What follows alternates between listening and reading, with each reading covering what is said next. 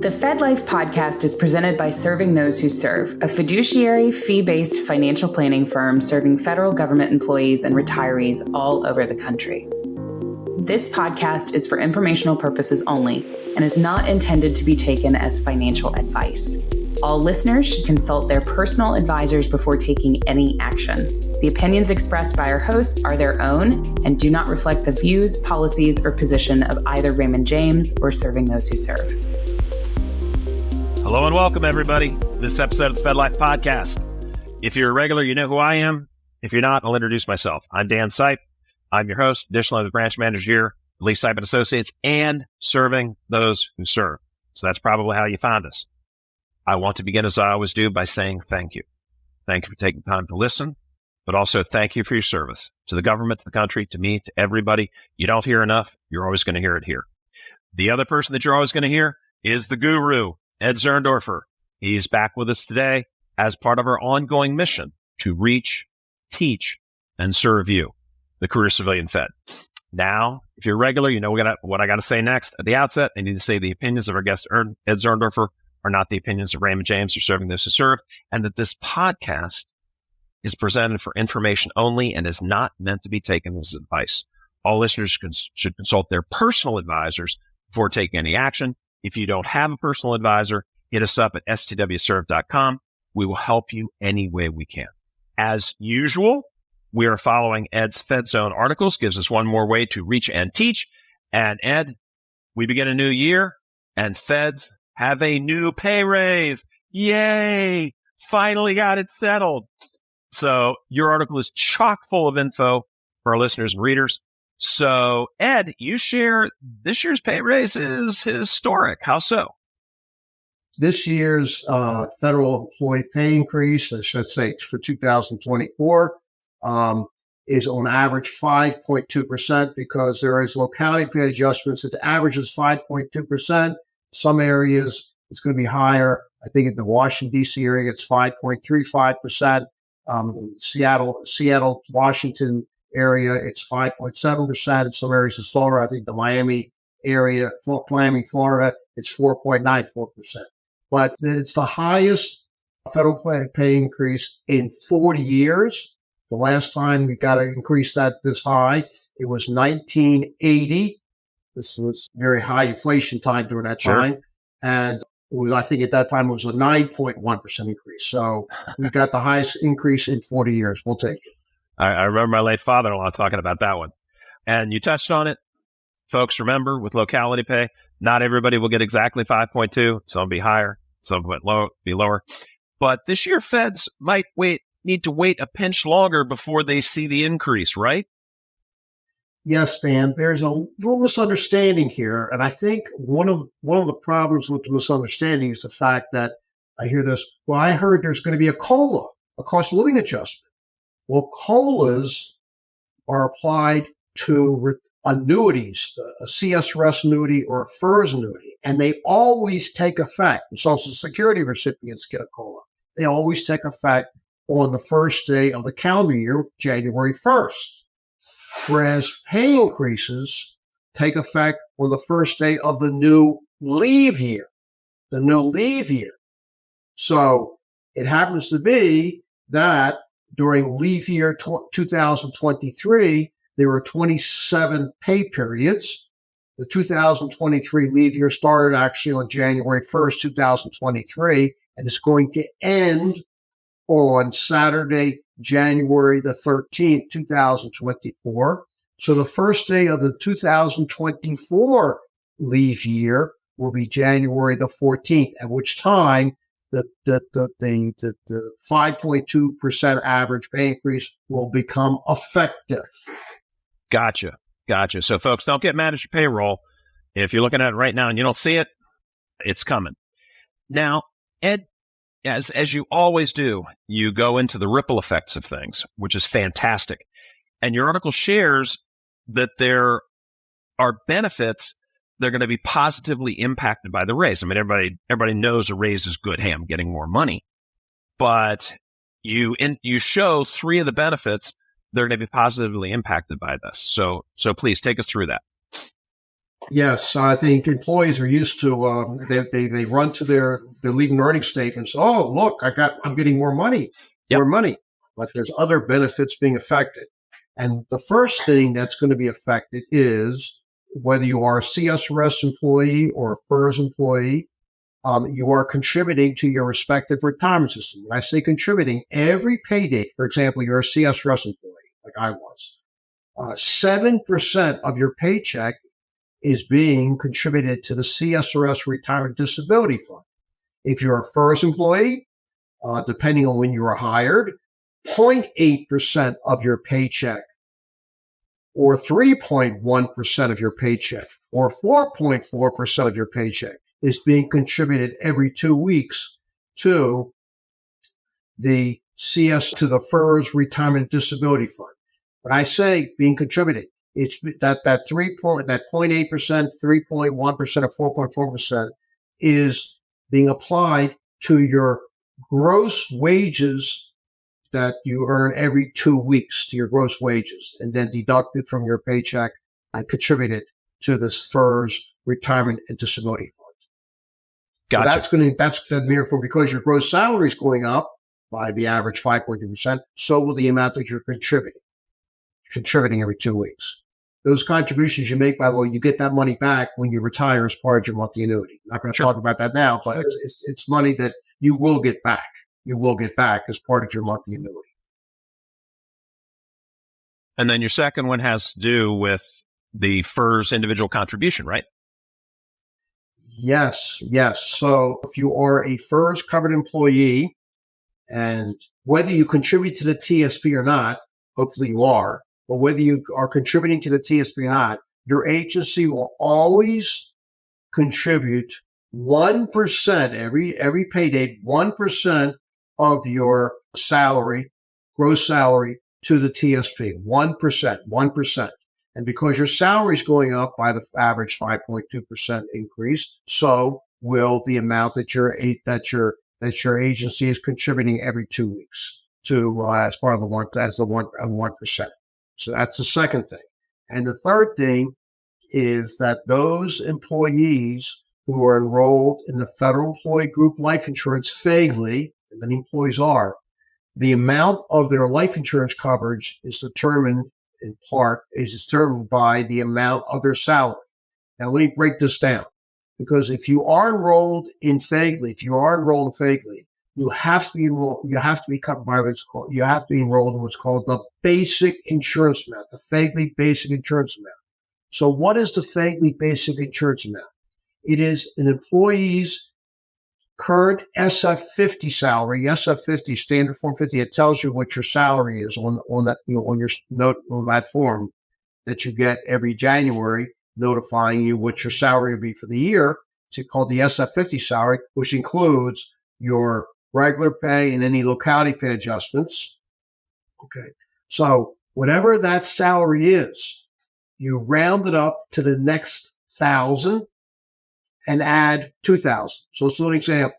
Suppose an employee is enrolled in FEGLI, whether they're CSRS or FERS, it makes no difference. And let's say their salary, their SF50 salary, is $103,200, $103,200, and they have the FEGLI basic insurance amount. We'll take the $103,200, round it up to the next 1,000. That's $104,000, Dan, and add 2,000. That's $106,000. Gotcha. $106,000. Okay. Now, that SF50 salary is the salary that's being adjusted by the pay increase, which takes effect this year on the first day of the new leaf year. So when employees get their new SF50 showing that new salary, their FEGLI basic insurance coverage will also be increased accordingly. Their coverage, life insurance coverage, will be going up according to the amount of the pay increase. That's the first thing, basic insurance amount. Then those employees who are enrolled in option B, it's multiple salary. You get 1, 2, 3, 4, or 5 times multiple salary. What salary? It is your current SF50 salary again, rounded up to the next 1,000. So my example here, an employee has $103,500 of an SF50 salary, rounded up, and they have, let's say, 3 multiples of their SF50 salary as adjusted. Their SF50 salary will be adjusted up to the next 1,000. Gotcha. Which is 104,000. So the employee would have 3 multiples times 104,000, which is what I guess $312,000 additional besides the basic insurance amount. Well, once again, with the pay increase, the SF50 salary is being adjusted by that pay increase. So will the amount of their coverage for option B. So they're getting additional life insurance coverage. Absolutely. And then also you point out that there's going to be impact to Social Security and Medicare wages. Yes. Social Security wages this year, Social Security wages in general, the amount that individuals who are covered by Social Security, they have to pay what's called the FICA tax, the federal insurance contribution, which is 6.2% of their wages, That 6.2% is matched by your agency. The employer matches the 6.2%. Well, every year, Social Security imposes what's called a cap on the wages. The cap for 2023 was 160,000. It's going to go up in 2024 to 168,600. Now, the pay increase is not directly tied to this in the following sense that even with the pay increase, the 5.2% average increase, if it's below, it results in the employee's Social Security wages being below 168,600, it's just going to be more FICA tax. But if it turns out that with the 5.2% pay increase, that bring the employee over $168,600 of Social Security wages. I emphasize Social Security wages, right? Because the SF50 salary wages are not necessarily the same as Social Security wages. There are some cases where they're not going to be the same, but the point is that it turns out that the Social Security wages, as a result of the enforcement's wages, are going to end up going above 168,600. They're still going to be capped at 160,600 as far as paying the FICA taxes. Gotcha. And that's what I love about your articles, brother. Up next, this is just another great example where I think you're the preeminent author on benefits for our feds. You share how folks can confirm that they're getting the full amount of the 2024 pay raise. So you begin with checking that SF50. So tell us about that. Yeah, Dan, I really get a little disappointed sometimes. Employees say to me, well, I assume it's correct. You don't assume anything is correct. Mistakes are made. Whether, whatever the reason it is, employees should be, anytime there's going to be a change in their salary, change in benefits, should confirm that they are correct. Now, by law, when an employee's salary changes, for whatever reason, they get a step increase, they get a promotion, whatever it is, they will, in this case, a pay increase, they will be receiving a new SF50, How soon after it takes effect on January 14th, it varies by agency. But let's say certainly sometime by late February, they should be getting an updated, and now it's all electronic. It used to be paper. Now it's going to go into the electronic personnel file. They should check that new SF50 and verify the fact that they got a pay increase, the amount of the pay increase. It'll show what the pay increase is. Then when they get their statement of earnings and leave, which takes full effect, which shows they'll includes the effect of the pay increase, they should verify to see that got the pay increase. Also, with their life insurance coverage, and this is where I get a little disappointed. I asked employees, do you have a FEGLI? They say, I think so. I said, well, have you looked at your leave and earnings statement? Yeah, but I don't understand if I have life insurance. There's codes there. I don't understand. There's something about it's coded in terms of what they have. Basic insurance, basic. the additional coverage, option A, it's all there. Please check with your HR person office if you have any questions what the codes are, and verify the coverage. Make sure that you got with the pay increase that your coverage, as we discussed a few moments ago, has in fact increased. Don't assume it's correct. Verify. Very important. If you have questions, please, that's what HR and personnel office are. I know we get questions all the time about this, and we try to help employees as much as we can. When in doubt, ask. That's what I tell employees. Don't assume it's correct. Absolutely. And you sort of round that out by saying there's a snag or a problem, follow up with your HR and OPM, okay, to make sure you run it to ground.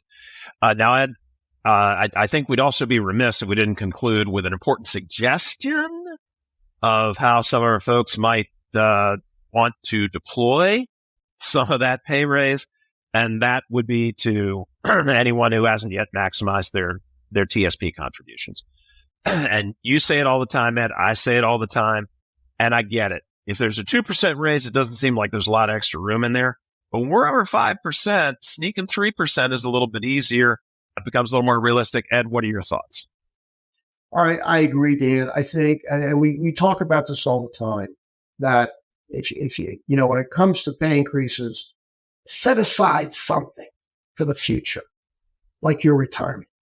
Have a goal when you're a federal employee to maximize your TSP. And I say that maximize your TSP year in and year out. Yep. And I say that for two reasons.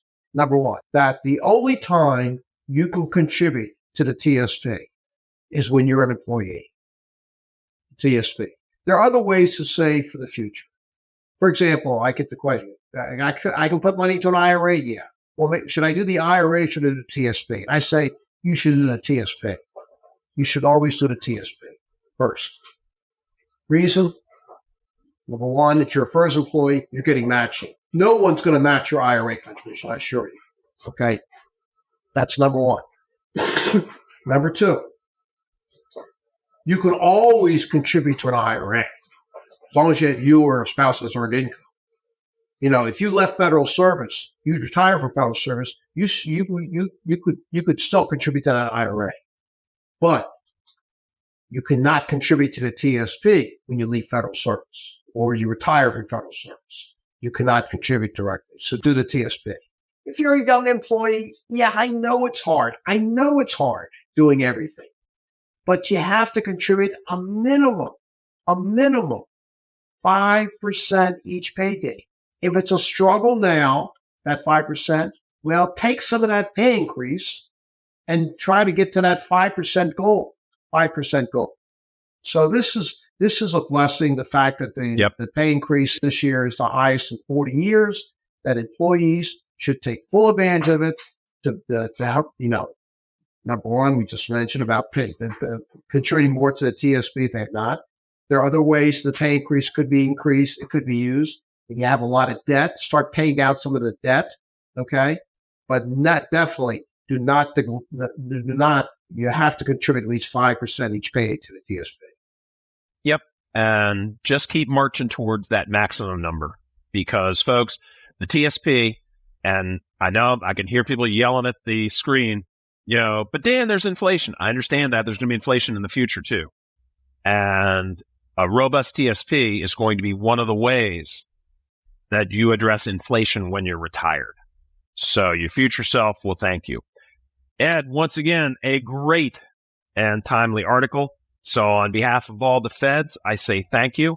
On behalf of Serving Us to Serve, I say thank you for how you just keep raising the level for folks out there so they understand how to get the most out of what they're doing, brother. We really appreciate you. My pleasure, Dan. Always a pleasure. And folks, that's a wrap. We are Serving Us to Serve. Hit that subscribe button and subscribe on our YouTube channel or Spotify. Remember to share it with your friends and strangers. Check us out on Twitter, LinkedIn, and do not forget those live webinars every single week. Just go to scwserve.com. You'll see the blue webinar button. Click it. The whole screen will light up. Tons and tons and tons of them. Ed keeps writing new ones. We put them in. So sign up for one, sign up for all. Your future self will thank you, and share it with your friends. Your friends will definitely thank you. Be sure to read Ed every single week in the Fed Zone. That's fed-zone.com. He's up there again and again and again and again and again. It's really good stuff. So, for Ed, the crew at Serving to Serve, and me, Dan Sipe, signing off as I always do by saying good luck, Godspeed, and remember, it's your Fed life. Please make it a great one because you deserve it. Stay well, everybody. We are out.